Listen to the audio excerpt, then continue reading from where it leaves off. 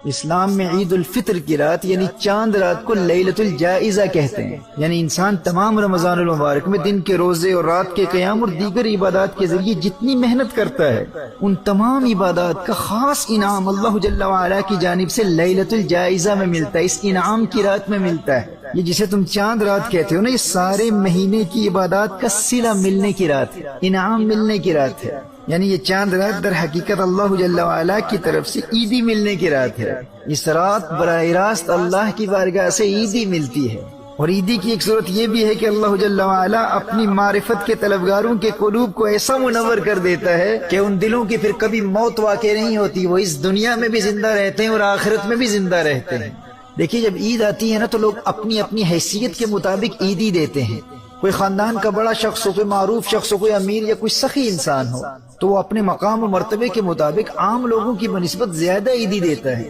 تو بھائی اس کا کیا مقام ہوگا جسے اللہ کی بارگاہ سے عیدی ملتی ہو، جسے اللہ خود عیدی دیتا ہو۔